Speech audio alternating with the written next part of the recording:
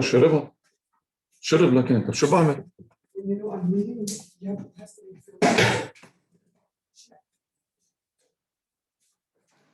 هلا عبيت له اياه هلا من الساعة.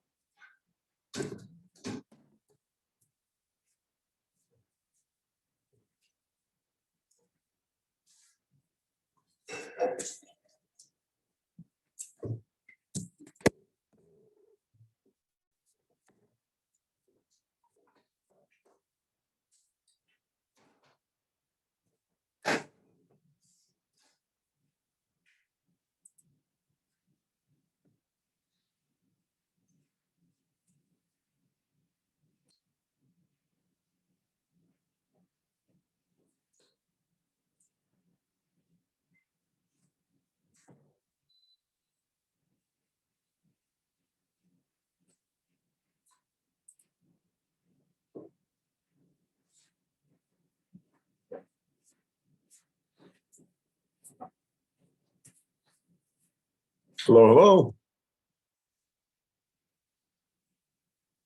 Hello, Mike. Hey, Vernon, how are you? See you again. Hello.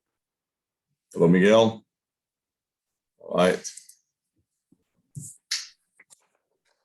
How you guys doing so far?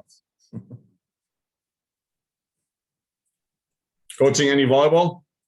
No, this season. This season I'm actually working with the kids for in chess. I have a couple of kids that, one is a world champion, and we won the national championship in 2000. It was 2019. We want to repeat in 2021. Oh man, chess! You're a chess player. Okay. Chess and volleyball go hand to hand. That's great. Yeah. So the thing is, I usually commit with volleyball like 5 years. But in the last opportunity, the kids, they were able to, my beginners were able to play Division 1.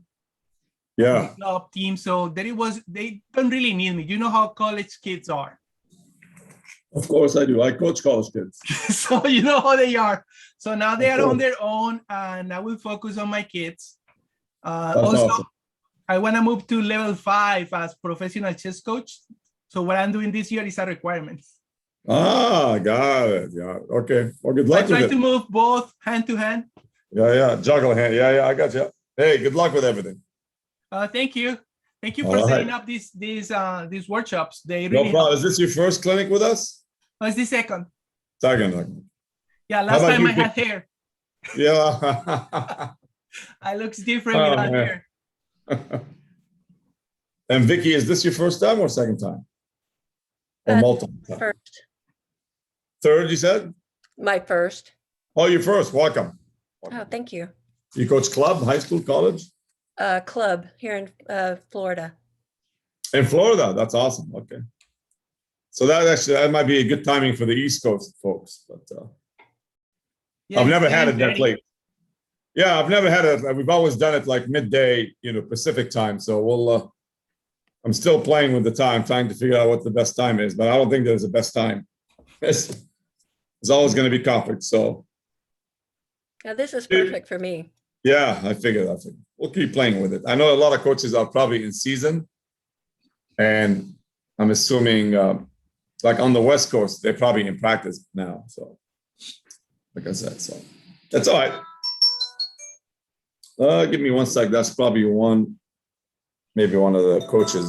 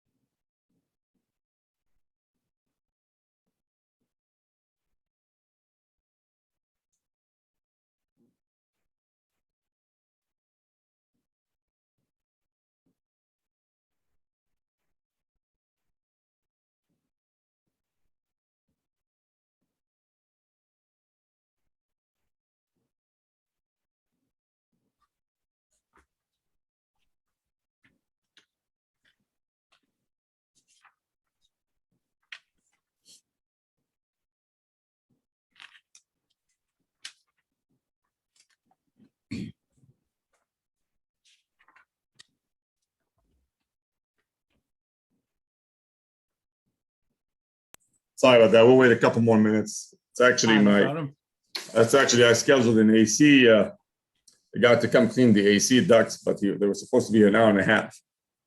And they just called me, and I told them once I start the meeting, I can't talk to anybody. So we'll wait one more minute, and then we'll get going. Okay. I know we have about 25 signed up, but a lot of them will probably watch the recording later on. Okay. So serving, we're going to talk about serving. So actually, as a matter of fact, I did serving. Let's see, we have a couple more questions. And if you guys don't mind, let's go on mute. And if you want to ask me a question, you can use the chat section or just unmute and ask away. Oh, okay, got it. Okay, yeah. So I did actually a serving clinic about a month ago. I did it for the art of coaching and volleyball down in San Diego, and it went pretty well. Obviously it's a topic that I enjoy talking about because we as coaches, we keep talking about how we need to pass and serve. As a matter of fact, if you're watching the Olympics right now, which I'm assuming you are, and you watch, I don't know if you watched the last match by the men's volleyball team, missing five serves in a row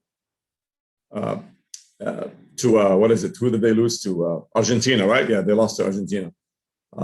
You're kind of basically shooting yourself in the foot when you're missing 5 serves in a row. But you see it at all levels, 12 and under, college, high school, club. Serving is a skill, in my opinion, that, and again, I'm telling you all this because I visit a lot of club practices as I'm recruiting kids to come play for me at college. So I watch a lot of practices. I watch different styles, different structures, and more often than I'd like to see, I see serving kind of being pushed back or pushed down the list of one of the things that they spend time at the end of practice. So basically you do your warm-up, skill training, you compete 6-on-6, you do all that. And then the last 10, 15 minutes, we ask the kids, hey, I want you guys to serve 50 balls to area 1 or area 5, whatever the case might be. And then we call it a day. And then we think that we are actually practicing serving. Okay. To me, in my opinion, it doesn't only apply to serving. You learn the game the way it's supposed to be played. I'm going to explain myself. And again, this is the way I was trained myself, back home. If I want to get better at passing, the best way to do it to actually serve, pass live serves and terminate. So go serve, pass, set, hit. If you want to work on setting, you kind of do the same thing. And this is all after you introduce the skill. Like if I'm training a setter how to set, obviously you have to go through the cognitive phase where you're introducing the skill to the setter. But once you do that, in my opinion, there's no better way to learn the game than just playing the game the way it's supposed to be played. And the reason why I say that is because when it comes to serving, your kids are going to serve, at a high level, you're probably not going to serve more than 3 or 4 balls in a row. So you're going to serve 1, maybe 2, maybe 3, maybe 4 serves in a row, and then you're going to have to wait 6 more rotations, okay, before you can serve again. Okay. So what I'm trying to say is that at no time in a game, you're going to actually serve 50 balls in a row. Yes, it's good for rhythm. You're going to develop a good rhythm. Your rate of success is probably going to be high and what have you. However, that's not how the game is played. Okay. So before we start, my feedback, the point I'm really making is that you cannot serve and pass enough in practice. You can block, you can hit enough, but you should always incorporate lots of serving and lots of passing. As a matter of fact, 80% of the serves, 80% of the balls that we start a rally with in our practices is with a serve. 80%. 20 years ago, I would say it was the opposite. Or reversed. It was more like 20%, and then the other 80 was more like free balls and down balls by the coach. Why? Because a lot of times, and this is, I'm talking philosophy here a little bit, a lot of times coaches like to be in control, or we don't like to see chaos. So all of a sudden we want to spin the ball in, and I want to make sure that my passes are getting successes. Like I want to see a perfect pass, a good pass. You know, and then we want to keep it at a fast pace. So we're tossing balls over the net, free ball, down ball, free ball, down ball. You know, and again, I'm going to show you a way where you can actually do that, but incorporate at the same time serving, lots of serving. Okay. Any questions before we start? Hopefully this is a good introduction. Again, I highly recommend that you don't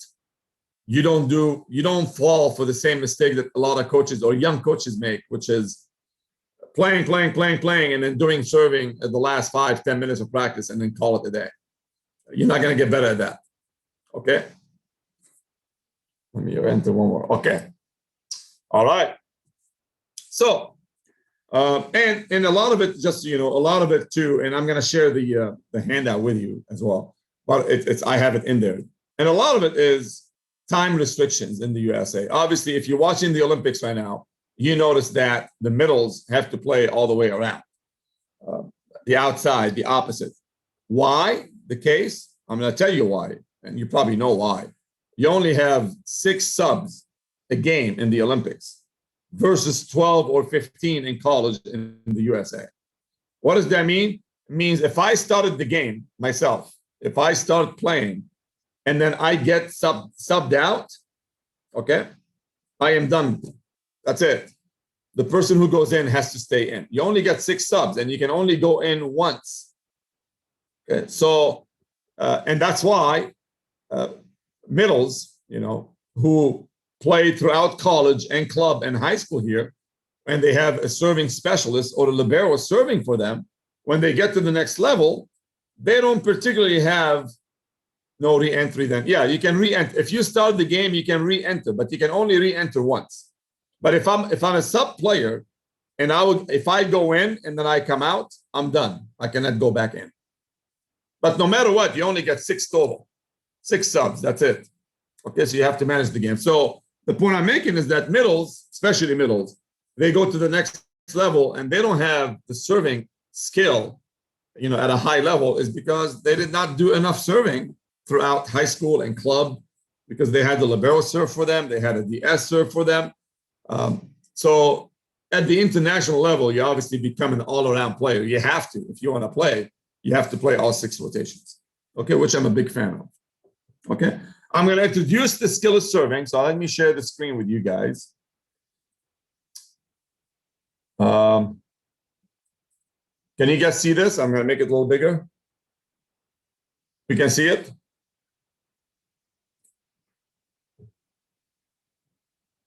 It's going in and out.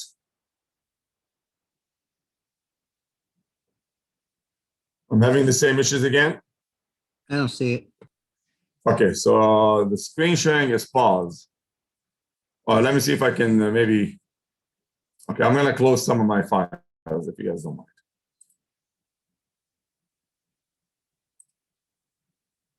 It could be that I've had that issue before, but however, I changed location in the house where I'm actually next to the router, so I figured I would not have that issue, but let me try again. Share the screen.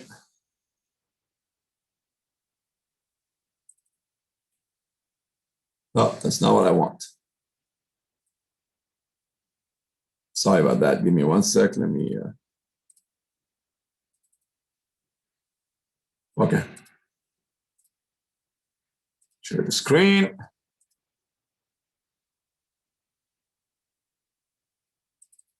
Can you guys see this now? No, I still can't see it. Still, huh? It helps me sometimes if I stop my video. Oh, it's up now. It's up. It's up. You guys see that? For some Yeah. reason, I don't see it. you don't see it, right? Okay. Yeah, I don't think it's. It's the women's volleyball schedule for Yeah, Philly Mission. It's sharing the wrong one. Okay, so I'm gonna close. Let me close it again. Sorry. I don't know why it does that.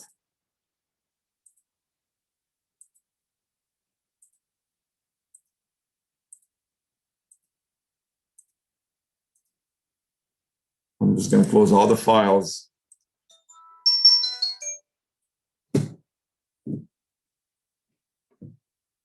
Okay, let's see here.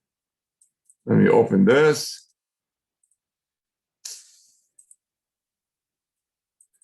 Okay, can you see this now?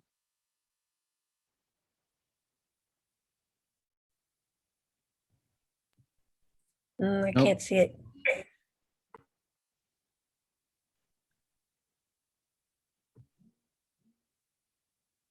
Just tell me No. to do something. Wait, something's happening.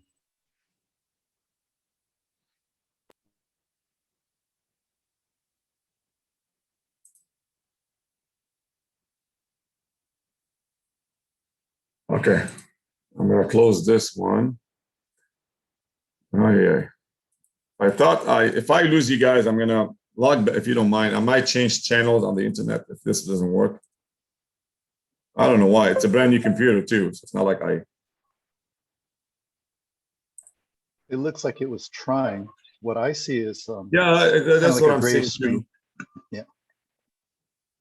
Maybe if I share, yeah. I'll try this one more time.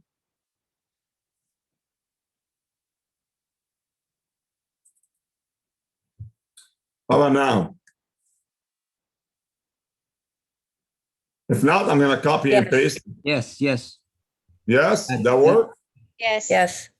So something happened. Okay, all right, we're good to go. Sorry about that. All right, so I want you guys to look at what it says: fundamentals, float serving, and I'm gonna go over the fundamentals. Obviously, I don't have the videos yet because not able to film yet with my college girls, but eventually I will have more videos so I can demo this.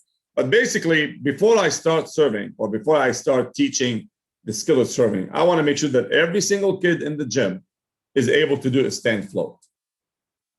And the way I like to teach a stand float is once you give a ball to a kid and you tell them, hey, stand float, and then without giving them any feedback, if they've never played for you, they take 2 or 3 steps and then they try to serve the ball. Why? Because they want to generate power.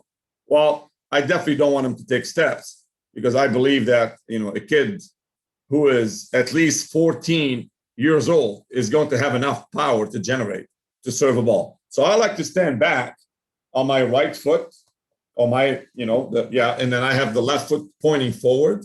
So it's almost like your left foot is off the ground. So a lot of weight is on the right, leaning back.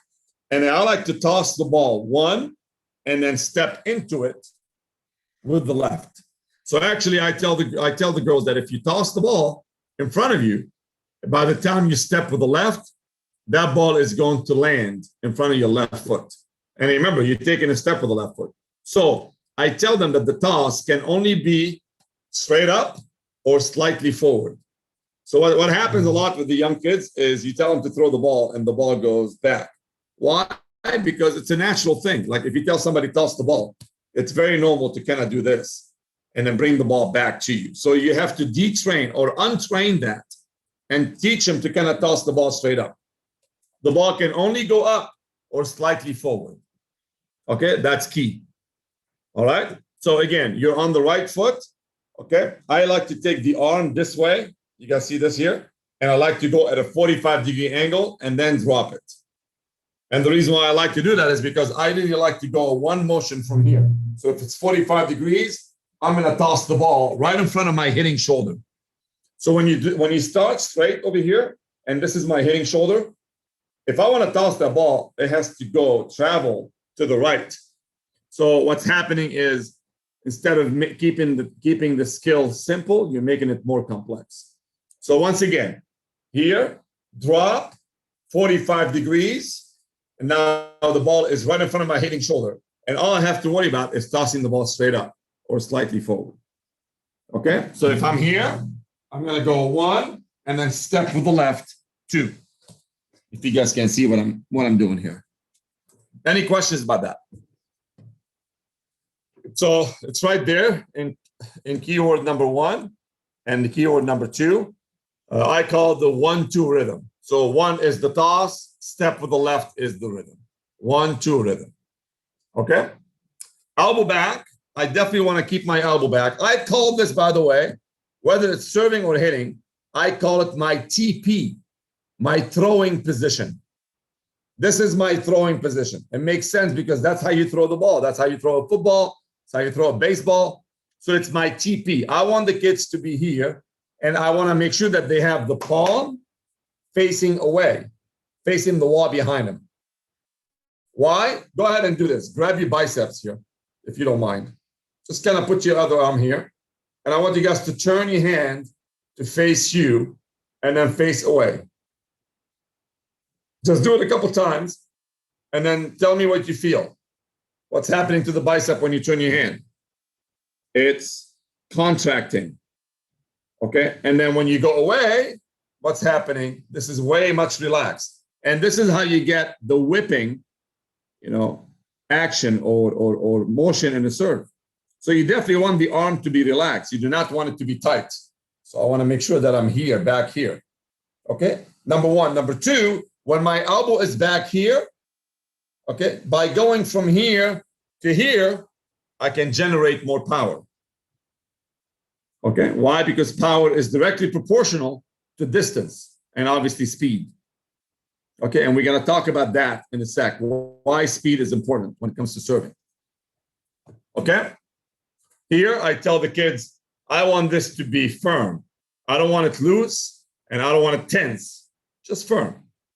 All those are keywords that you can use to teach the kids. You can add more to it if you want, but I typically don't have more than 4 or 5 keywords for every skill. Any questions about float serving before we move on to the jump float? Good. Jump float. It's the same exact approach as a hit.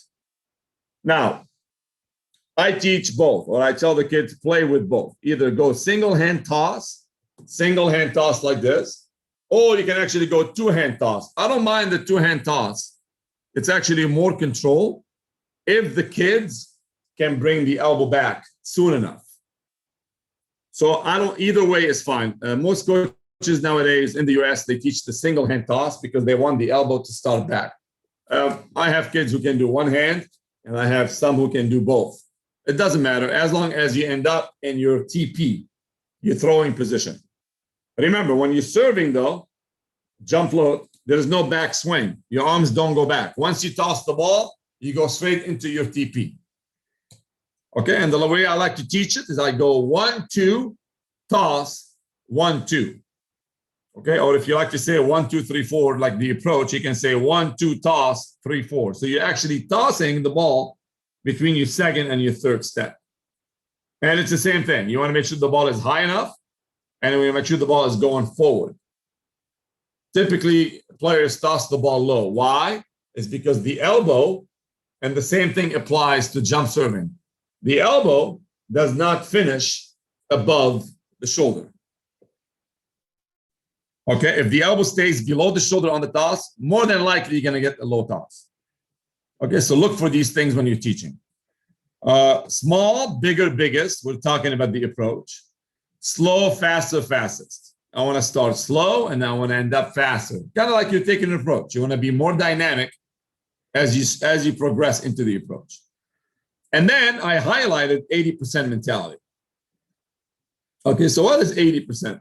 And we're going to talk about it more today, later on in the clinic. 80% is, I was watching and again, I'm not an avid golfer.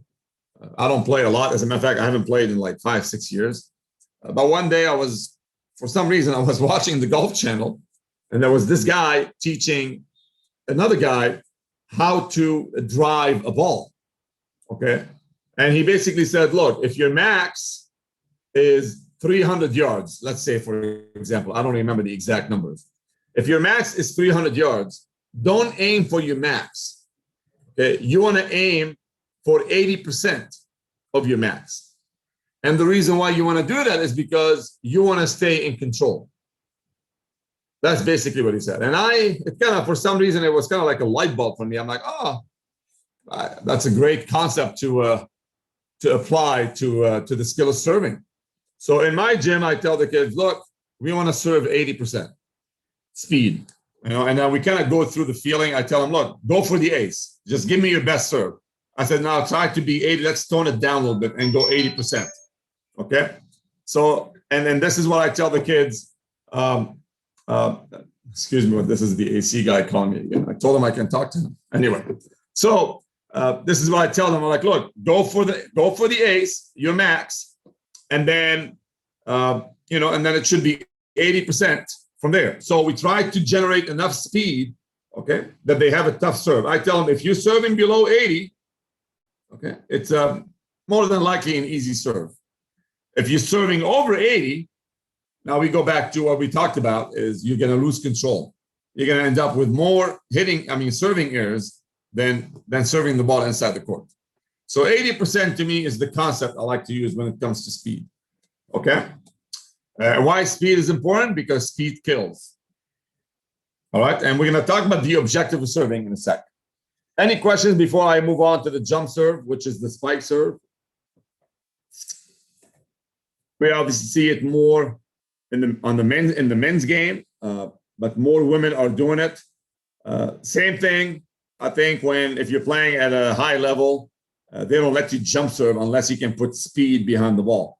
And the reason why I say that is because as a passer, it's a lot easier to pass a spin ball than it is to pass a floating ball.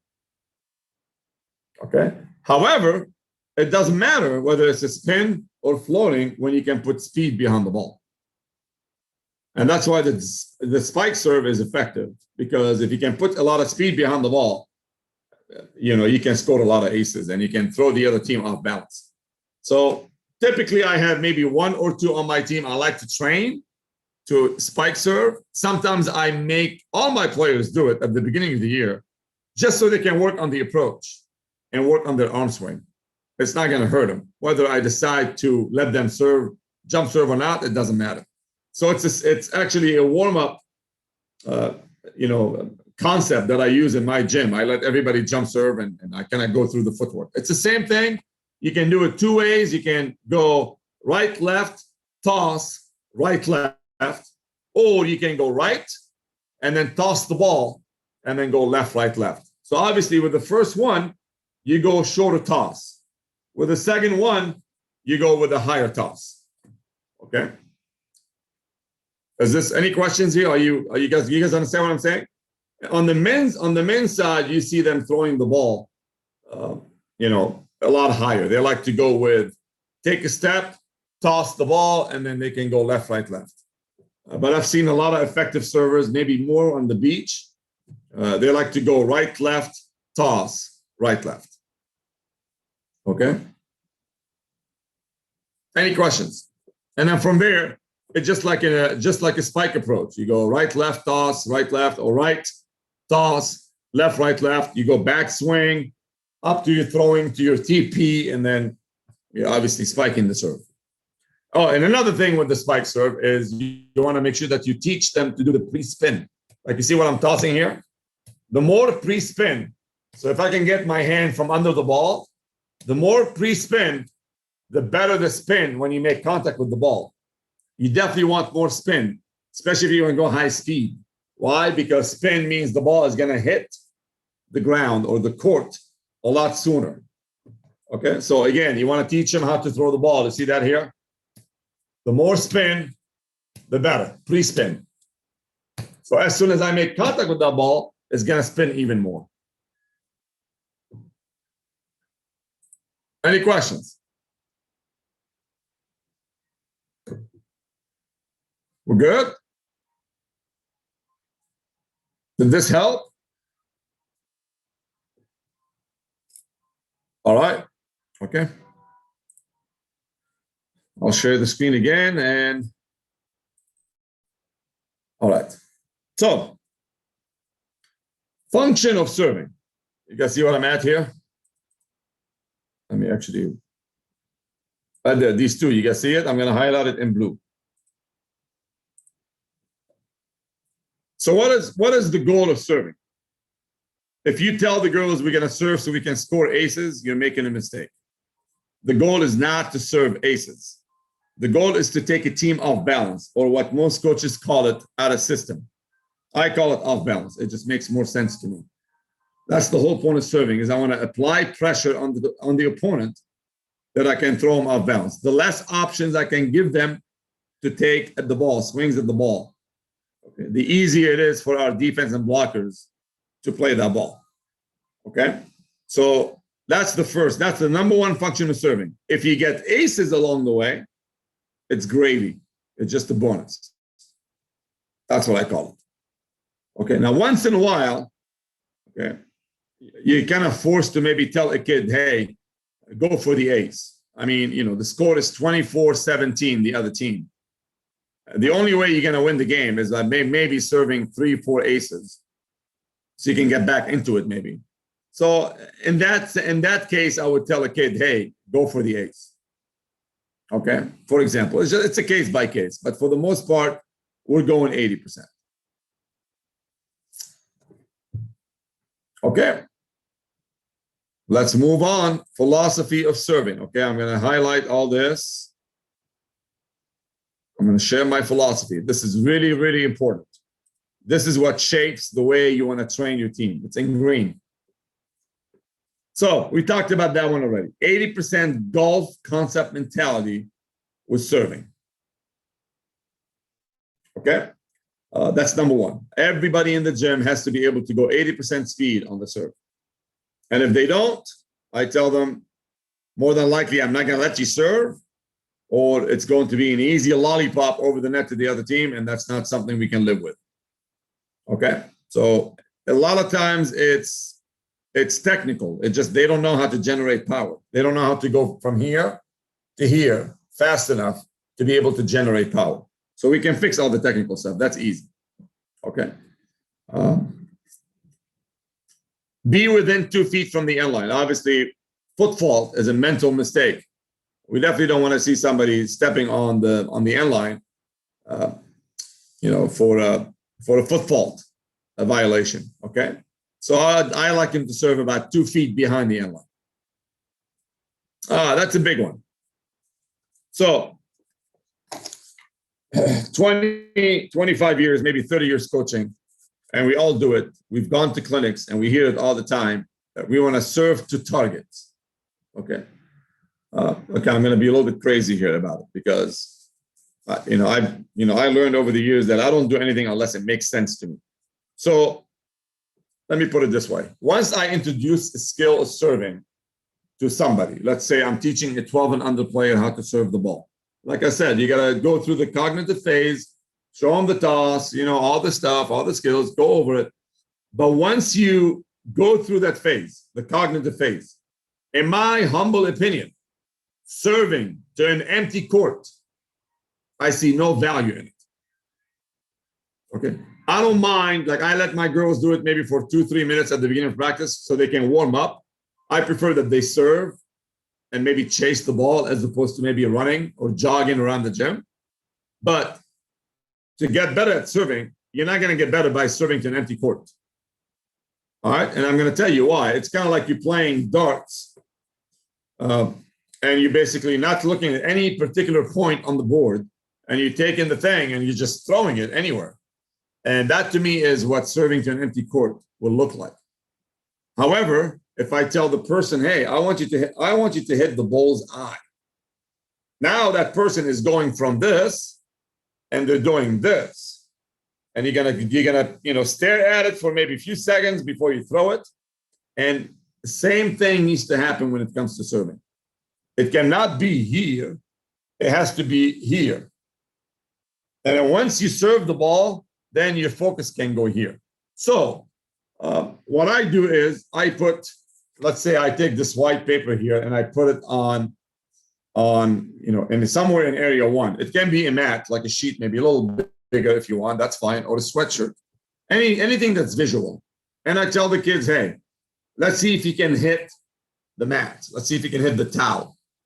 Okay. So now again, this to me is better than serving to an empty court. Okay.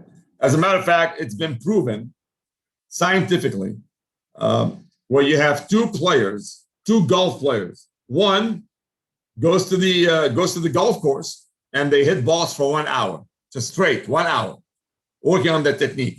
And the other person, they only do it for 20 minutes, but they take a trash can and they put it somewhere down the field or the court, the golf course, not the court, the course. And then they see how close to the trash can, okay, they can come every time they drive the ball. Which person is getting better, the 1 hour or the 20 minutes? It's been proven. The person spending 20 minutes who is driving the ball by being a little more, it's called deliberate practice, being more mindful, okay, is definitely going to get better over somebody who's just hitting the ball for 1 hour. The same thing applies to volleyball, same thing applies to basketball. You definitely want to be more objective driven and you want to be more mindful, deliberate, okay? So, serving to an empty court, I see no value. Serving to a flat target is better than no target at all. Now, if I remove the paper and then I take a volleyball cart, like a ball cart, and I put it somewhere on the court, this is an upright target. An upright target, in my opinion, is better than a flat target. Okay? And then after that, you take 3 chairs, you can take 3 ball carts, and I put them on the court as passers. And now I tell the players, look, the point is to serve away from the passer. The point is to serve in the scenes. You want to serve between 5 and 6. You want to serve deep to area 1. Okay? So this is what I told the players. I'm like, it's not about serving to a target. I want you guys to serve away from the target. Okay, and obviously the best target for the servers is to have a live human being, live passers on the court. Okay, that to me is the best target. And that's why when we are working on serving and passing in our gym, it is all about playing live, just a live game, whether it's a 3-on-3 or 4-on-4 or 5-on-5, 6-on-6, whatever the case might be, we want to be playing against live passers. And this is how my servers, over the years, I learned they get better when they start playing against passers, live passers. So that's where this came from. So we serve away from targets. I want to serve in the scenes. I want to serve over the head of the passer, away from the platform. Okay? Any questions? We're good? All right. Okay. So serving, this is, okay, so we're still talking about philosophy here. Serving area 1. This is what I do. If you have a speed server on your team, somebody who can put a lot of speed behind the serve, I tell them to serve from 1 to 1. So basically they are standing behind area 1 and they're serving to area 1 on the other side. Why? Because it's a longer distance than serving down the line. Okay, and there's obviously putting a lot of speed behind the serve. So that's key, and that's how obviously we want the ball to be in. So I don't mind, like even if the passer on the other side, even if they know where we're gonna serve, again, it doesn't matter if you can put speed behind the serve. Okay, and if you have somebody who's more accurate with the serve, I usually have them serve down the line. So if they're standing behind 5, I make them serve towards area 1 and vice versa. Okay, so identify who's a speed server and who is more accurate with the serve. Okay, are we good there? Now, one of my biggest philosophy when it comes to serving, like if I don't know much about the other team, and everybody kind of knows it, a lot of coaches kind of know that's what I do. I actually start serving area 1, no matter what. If I know nothing about the other passers, I mean, we serve 10 balls to area 1 in a row, if we can. And the reason why I like that is because I want to apply pressure on the setter. Okay. And again, obviously I take a lot of pride. I train setters. That's one of the things that I do very well. But obviously, as a setter myself too, one of the, if you tell me which area of the court is your least favorite in terms of receiving the ball from, and I would tell you it's area 1 or area 2. Okay, setters don't like to, if this is the net, the screen is a net, they don't like to look back this way to receive a ball. If their technique is not good, if they don't square up very well, you're going to apply a lot of pressure on them. So what's going to happen is if they have a big outside hitter, they're probably going to set her 7 feet off the net instead of 4 feet off the net. So you're gonna obviously have an impact, okay, an indirect effect on the hitting percentage. Okay, same thing with the middles. You're gonna force the setter to kind of turn this way, and if they don't square up, they're gonna set a blind set to the middles. So you get the point. No matter what you do, if you're serving area 1, you're gonna put a lot of pressure on the setter. So that's really a good philosophical concept that you can apply right away. You can do it at the club level, you can do it at the high school level, it doesn't matter. But I'm a big fan of it. Okay, and I mentioned again the two, you'll see it there in green, the 2 reasons why we like to go to area 1. Jump and serve as much as you can. Now remember, I didn't say jump serve, jump and serve. Either a jump float or a spike serve. And the reason why you want to do that is because, yes, like I personally can serve a very good heavy stand float. But again, every time you jump, you're adding more information that the passers on the other side have to process. And every time you add more information, what happens to the reaction time? It slows down. That's why a stand float is a lot easier to pass than somebody who's taking an approach and serving the ball. Okay, so we want to jump floats, and again, it's been proven in the women's game today, the jump float is the most effective serve in the game. Okay, in the men's game, the jump serve is the most effective serve. Okay, so the reason why we like the jump float is because number 1, instead of making contact 5 feet behind the service line, you can actually make contact maybe a foot inside the court. So you shorten the distance between you and the passer. That's 1. Number 2, instead of serving from here, and then the ball has to kind of go up, watch it, it's going to go up and then down. You see the trajectory of the ball? Down, up, down. Okay, if you're jump floating, it's actually up to down. So this here is a lot more effective than this. Does this make sense? So that's why you want to jump float or jump serve as much as you can. Okay? And then finally, I want to make sure every kid, before I specialize, like before I can tell a kid, hey, serve short inside the 10-foot line, serve between these 2 passes, or whatever the case might be. Everybody in the gym has to master serving 1 and serving between 5 and 6. Let me show you guys this on the diagram. I want to be able to serve that deep and then between 5 and 6. It's been proven that if you can actually serve these 2 areas, you score a lot of aces. Okay, now when you tell a kid to serve area 1, more than likely that ball is going to be a good 6-7 feet inside the court. Obviously, we don't want, let me see, we have a question, I think. At what age do you start teaching jump serves? That's a very good question, Vicky. I think it depends on the level.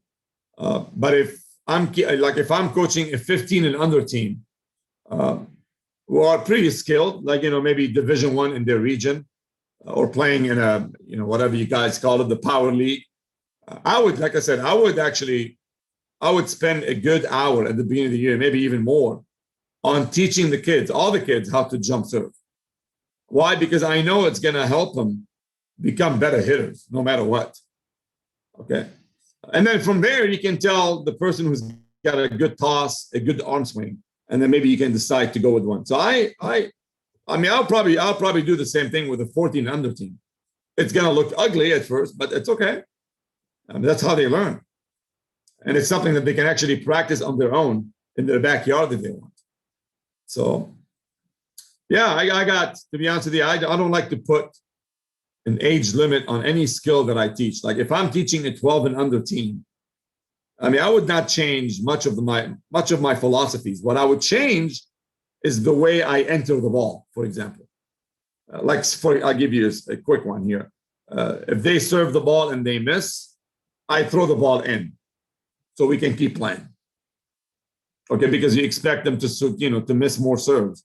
But I don't want to stop, so I throw the ball in, and then we just keep playing, and then we serve again.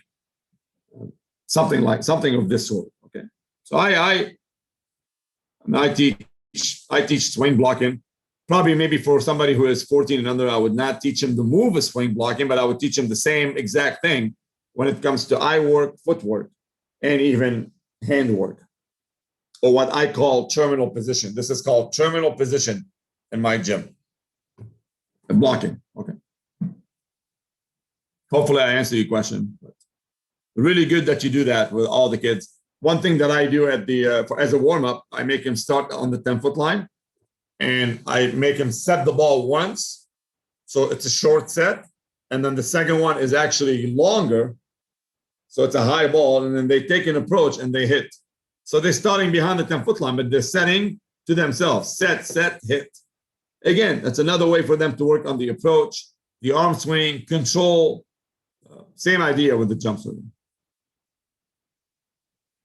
If you have softball players in your gym, somebody who plays softball, typically they have a good arm swing for obvious reasons.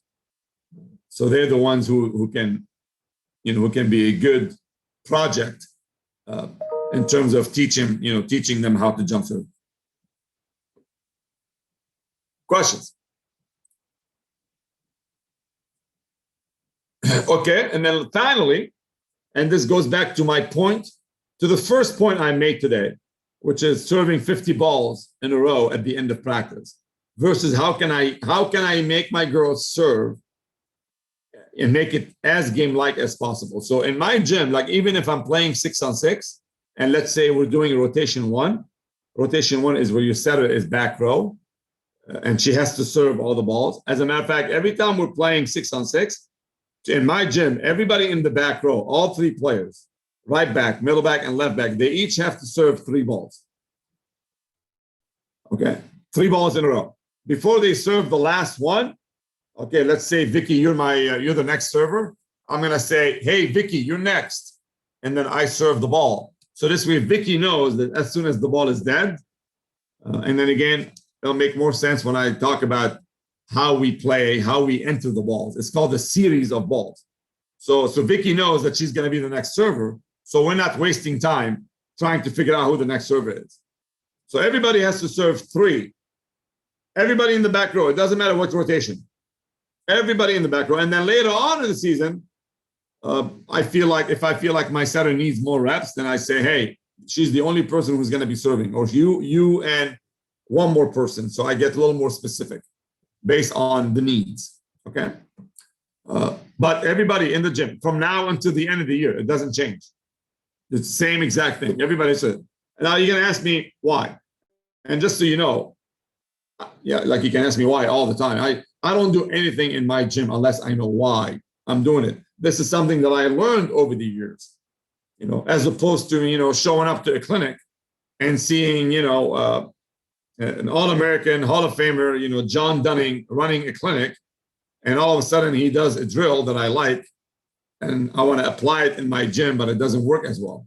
And the reason why it doesn't work as well is because I don't know why I'm doing it. So I learned over the years that if you don't know why, I cannot sell it. If you don't know why, you cannot sell your philosophy. You cannot sell your product, if you know what I mean. So a good salesperson, they always talk about why more than they talk about how and what. And you as coaches, you are a salesperson, not in the negative connotation of the word. And obviously you're trying to sell what you believe in. That's what I'm trying to say. So you have to be good at it. You have to be honest and obviously ethical and all that. Any questions? You got to have some questions, no? I'm doing that good of a job. I see a little bit of delay there.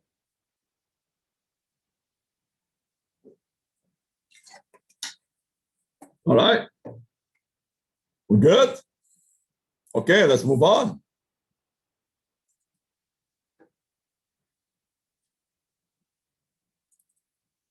Okay. So serving zones.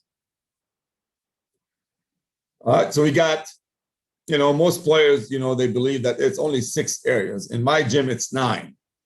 And this is where you get more specific with your players. So obviously you got the short, which is inside the 10, and then you have the deep ones. But then, in my opinion, sometimes serving in between is as effective. If you have a team that's starting their, serve receive passes deep in the court, it doesn't make sense to me that you serve deep. So serving in between is a lot more effective. Make sense? So that's something, again, to keep in mind. Teach your players how to serve in between. So you have 9 areas on the court, not 6. Okay. Let's talk numbers. Serving errors, okay, equal to 10%. So obviously, again, this is where we get into, what's a good ratio? You look at the stats at the end of a match, and then you see that you serve 10 aces, but you made 12 errors, and you go like, oh my God, the serving was awful.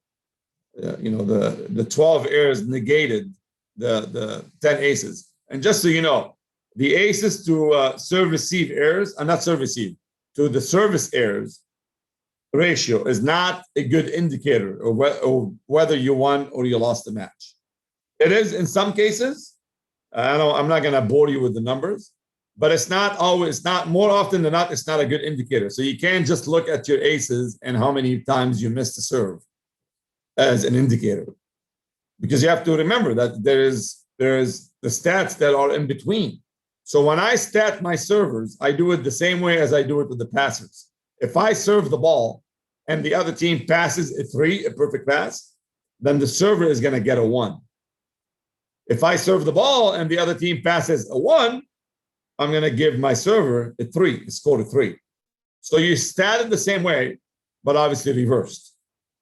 So when you have a server who is actually serving a 2.2, what does that mean? It means every time she serves, she's causing the other team to pass a 0.8. So that's a good server. Like, that's a real good server. Versus somebody who's serving a 1. Serving average is 1. Serving average is 1 means every time you serve, the other team is passing a 2. Hopefully I made sense here. Okay. But more, for the most part, we want to make sure that if we serve 100 balls, we don't make more than 10 errors. Okay. That's basically what your goal should be. On the jump serve, anything less than 10%, you're probably not aggressive enough. You remember we talked about speed? Well, again, if you're jumping, if you have a spike serve, if you don't put enough speed behind the ball, it's an easy ball to pass. Okay, it's what we call a down ball or spin. You guys call it a down ball. And because I get more objective with passing and serving, so what I make my girls do throughout the year is that they have to actually be mindful in practice. They have to keep track. I call it a round of serving. So out of 9 serves, they have to serve 8 if you're jump floating. If you're staying float, that's how good you need to be, 9 out of 9. So on the whiteboard at the end of practice, you look on the back of our whiteboard and you'll see things like 6 out of 9, 5 out of 9, 8 out of 9. So you can, I call it, by the way, I call it quality control. Quality control. There's no punishment or anything. We don't do that, but it's just a way for them to see or get them to be more mindful about how they're serving the ball. Okay. I put this stuff here. Serve receive rotations. Obviously, it's not really what I want to talk about, but I want to talk about some game. Some games that would help your passers and your servers, obviously, since we're talking about serving. But before I do that, any questions?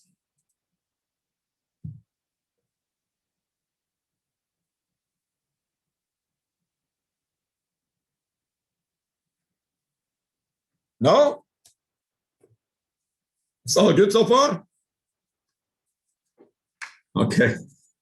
So again, going back to what I said early on, once I introduced the skill of serving, we obviously like to play a lot of live games. So there's a game that I call Volley Sal, S-A-L. It's not a typo. So Volley Sal. And I stole this from the indoor soccer game that we call futsal. You guys, does anybody know what futsal is? Yeah. So futsal, it's an indoor soccer game, obviously very popular in South America, in Brazil. And a lot of people don't know that some of the best outdoor soccer players are really good at soccer is because they started playing futsal. So futsal, I think it's only 7 or 6 players on the court. You play indoor. You're not playing on grass. You're playing actually on, a hard terrain, like maybe cement, which means what? It means the ball is going to what? It's going to bounce faster. Okay? Not like grass where the ball is going to be, to be a lot slower. So what does that mean? It means the foot control of the players will be a lot better. But the point that I want to make, really the most important thing out of all this is you got 6 players, not 11 on the field, which means what? Every player is going to get more touches. And in the end, just so you know, as coaches, that's your job. If there's one thing you want to do as a coach, is to provide as many touches as you can to your players in a practice session. Obviously, we always want to be mindful. We always want to be purposeful. But the whole point is to provide touches. The more touches you can provide, the better. And this is why in my gym, from day one, we don't just serve the ball. Like I don't serve the ball and then wait 10, 15 seconds, maybe sometimes 20 before the next ball is served. That's a waste of time. What I do is always a combination of balls. So we serve, and then I throw one over the net and then maybe throw another one over the other side. And that's the series. The series is 3 balls. And I don't do washes anymore because it doesn't exist. Every point counts. So we do things like, hey, you know what? Every point counts. And then if you win the last ball, which is ball number 3, you get to serve. If you go on both sides serving. And, again, sky is the limit in terms of how you want to structure that. You can go one side serving the whole time if you only have one setter, for example, and then one side receiving the whole time. But the way you enter the ball does not change. Okay? So again, it's always a series of balls. And the series can be anything. It can be a serve, spin, spin. It can be a serve, and I may throw the ball to a player in the back row and tell them to play the ball over the net, like jump and hit a 50, 70% ball. So it's more game-like. Okay, and then if she misses, I throw the ball in so I can keep it going. Okay, and that's really the whole point of my practice. If you watch, we don't stop, we don't waste time. It's all about touches. I want them to condition physically as they play, and obviously emotionally and mentally as well. Okay, but that would be my feedback to you is when you want to do serving and passing. And by the way, I don't just do serving and passing only anymore. Like I used to do games where the servers have to get 5 and the passers have to get whatever. You get the point I'm making. So I don't do servers versus passes anymore. I don't play games like that. Like I said, I just play it out.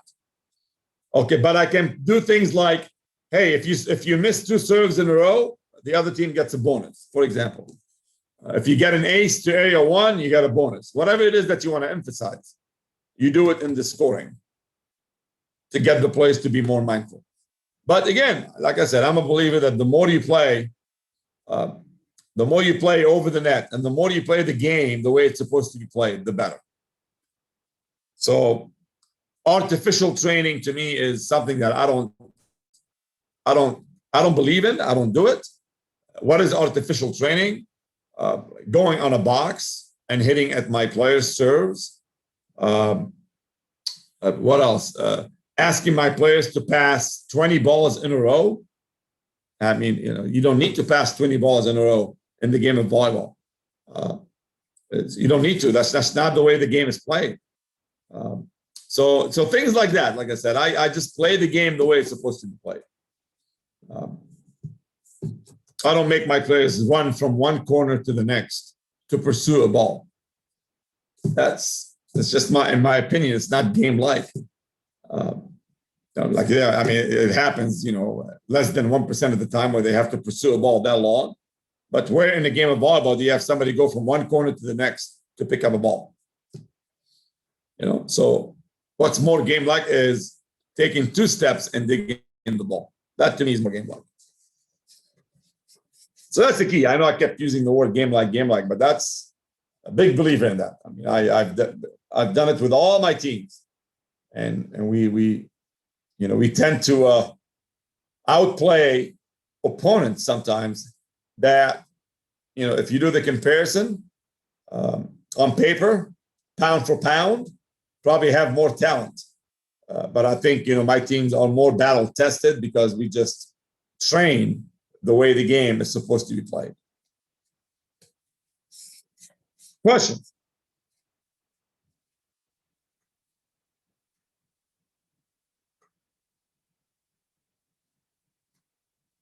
No questions? Come on. I know you have some. Question. So was that good? Yes. So you said that if you don't know anything about another team, then your philosophy, your tendency is to serve one. And then as you start to feel out the game, feel things out during the match, what kinds of factors force you to change that? And what kinds of things, what kinds of changes would you make? Yeah, no, that's good. That's a very good question. Yeah, I mean, I start with, sometimes even if I know something about the other team, I start serving area one. But things like, like an outside hitter who is a swing, a swing hitter, somebody who is in the serve receive, passing and then swinging out to hit. I would serve maybe between 5 and 6 and put some pressure on them and see if they can handle it. Liberos who's not having a good day, it's always good to put pressure on a libero because the impact emotionally and mentally on the team is going to be magnified. So things like that. Sometimes teams make adjustments. They might put their best passer in area one, or they might make some switches, or they force you to go somewhere else. And this is where we change the philosophy. But again, it's always to me, it's always been more, hey, you know what, this is our game. This is what we do. Like there are no secrets. Everybody knows this person is going to serve here and they're going to serve tough and basically see if he can beat me, see if he can do a better job. So, but I make adjustments like, hey, they take a step back on serve receive, then we might start going short. It just all depends on the personnel that you have as well. Okay. But like I said, I mean, to me, a great philosophy, especially if you're playing a team that has good pin hitters and outside hitters. If I serve area one, you tend to kind of get the ball away from that left side player. Because now the setter has to take the ball and really push it all the way to the left side. And not a lot of setters can do that. So I take it that you're calling all the serves from the sideline. Yeah, you know what? And that's a good question too. I call it sometimes, and sometimes I don't, because before we play a match, typically I have a scouting report, and I tell the kids like this is going to be what you want to do. Like I look for number 5, number 6. So it depends on the team and on the personnel that you have. Again, if I have an experienced server, they always tend to look to see if you want them to serve the ball somewhere. But sometimes, I kind of give them the thumbs up. I wink at them. I give them, a vote of confidence. So it just all depends. But I don't do it all the time. Just so you know, I don't always call it. It just depends on the team. I had a kid who's actually one of my club directors today for one of my clubs, and played for me in 2006. She was goofy-footed. We trained her we changed the approach, and she had a good arm. She was not very athletic, but she was, I would say, maybe top 5 for me in terms of effort and how hard she worked. So she was our starting opposite. Good arm. She had a good arm.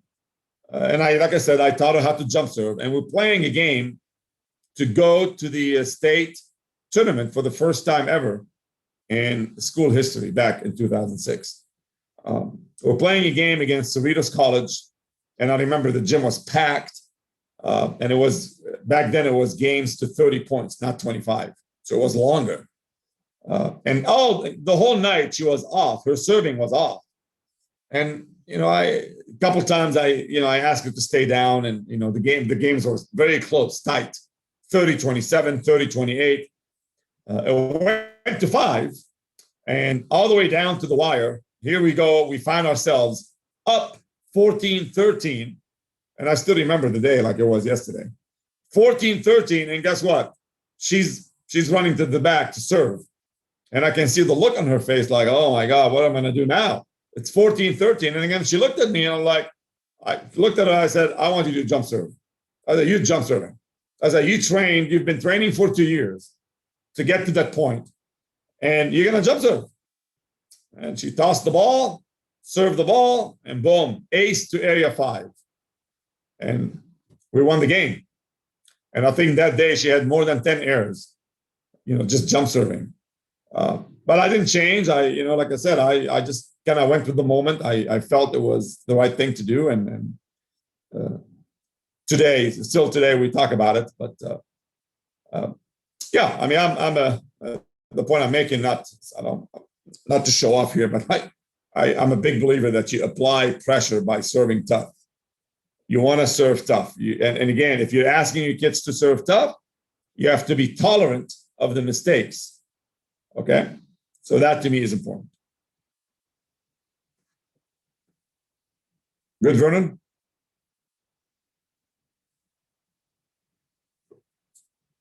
What else?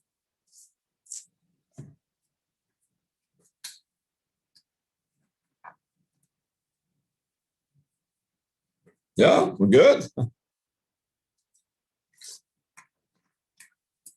You sure that's it? How tall do you think we were with the U.S. men's team? That's actually a tough one. I'll tell you why. Because in the men's game, the problem with the men's game, that if you don't serve tough, you're looking at a team that's siding out at 80%, 90%. Okay? And that's why sometimes a lot of people who don't know the game, they kind of criticize, like, oh my God, there's so many missed serves in the men's game. Yeah, there's so many missed serves. At the same time, you got a team on the other side siding out at 80%, 90%. If you don't serve tough, most likely they're gonna, like I said, that ball is gonna come back down your throat. But regardless, though, missing 5 serves in a row, it's just not acceptable at any level. It's just shooting yourself in the foot, because you're not giving yourself a chance to play, to give your defenders or your blockers a chance to play. So yeah, that was tough to see. That was really tough to see. I was very, very surprised. But then again, I mean, those guys, they who knows? I mean, they train every day to do it. There's a lot of reps in them. What caused the 5 mistakes in a row? It could be emotional, could be mental. Who knows? Could be a lot of different factors. So, how tolerant? I don't know. I think it might cost him his job. Which is too bad, because I think he's great. But it's just the nature of the game. So collectively, that was way more than 10% errors then. Oh, yeah. Absolutely. I mean, you're looking at individual, but when you go 5 servers in a row, that really kills momentum. Every time, yeah, especially in a row. That's the key. In a row, it's tough. You work hard to side out, and all of a sudden, boom, serve. Yeah, it was tough to see, but again, I mean, there's a reason why they did not win a game. So, and that was tough. As a nation, it was tough to accept this. I think there's going to be some changes, but again, I mean, personally, I think there's a lot. They don't always assemble the best team, because it's tough. You can only take 12 players, so there's always few good players who get left behind. But then again, that's the way. That's just the nature of the beast. You have to make some tough decisions and then go with what you have. So, yeah, that was tough to see, for sure. So thank you for that tip about not serving away from targets. I've always thought that we serve two targets, and then I got pretty good at serving at people instead of in between people. You see, this is what I'm talking about. And that's mental- exactly what I'm talking about. Subconsciously, that's exactly what happens. So it makes sense to me that you tell your players, serve away from the targets. Yeah. But you need the target, though, because that's your visual. Yeah. So you're welcome. Glad you liked it. Thank you. Yeah, I don't make them coach anymore, That's okay. but I'm starting to play more golf. Ah. I got to learn that 80% thing. Yeah. I go for the big Yeah, here you swing, go. and sometimes it works, and oftentimes it's in the bushes, trees, Of course. water. Of course. Yeah. Oh, enjoy your time. Obviously, if you're retired, enjoy it. If not, when you go back to coaching, now you have good, a lot of tricks in your bags. Let's put it this way. I was at a coaching clinic once, long time ago. This was probably in the early 90s. Uh-huh. And I forget which coach said it. Might have been, shoot, I just can't remember. I think it was Bill Neville or someone like that, who There said, might be. at the younger age levels with the girls, he was saying, sometimes what I do is, instead of trying to, because I think the question was deceiving on the serve. So he said, yeah, these girls, they're having a hard time getting over the net. So I don't want them to look here and serve there. So he said, sometimes, what's a better thing? He said, just look right at your target, point right at the target, and just say, I'm coming at you, and go right at the target. And he says, sometimes that puts more pressure on the other team than anything you try to deceive. We played a team with a Brazilian player on the team, and the Brazilian player, every time my server is behind the service line, she's looking at him and she's kind of doing this, like serve at me, and my kids are kind of looking at me like, what do I do? I'm like, well, don't serve at her. I would definitely not go to her. She's either a good actress and she's not a good passer, and then she's making it look like she's the best passer, or the other way around. Maybe one time to find out, and then after that. But I kept telling her, like, well, don't serve her. I wouldn't serve if I were you. But yes, I like I said, we do it all the time. I tell my kids, even if they know where you're gonna serve, it doesn't matter. It does not matter. Yeah. So, but other than that, enjoy your night. I'll send you guys the recording, send you guys the handout, and I'll see you at the next one. Michelle, you good? Yeah, I have a question. Yeah. Well, I did have a question. One of my daughters, she's 11. She's a really hard server. Like, she's one of what you call the speed servers. But every time she serves, I tell her, go all the way back to the wall because she serves out of the court. So you said to serve from position 1 to position 1, which the court is longer. I had thought of that. But when I'm having her serve, is she supposed to angle a little towards the position 1? Yes. Face. Or is it some kind of hand motion she's supposed to adjust? No, you face like we just talked about. You face one, like you face in the direction you're gonna serve the ball, straight line. Okay. I mean, literally, they know you're gonna serve to area 1. Just go there, but it doesn't matter because you're putting speed behind it.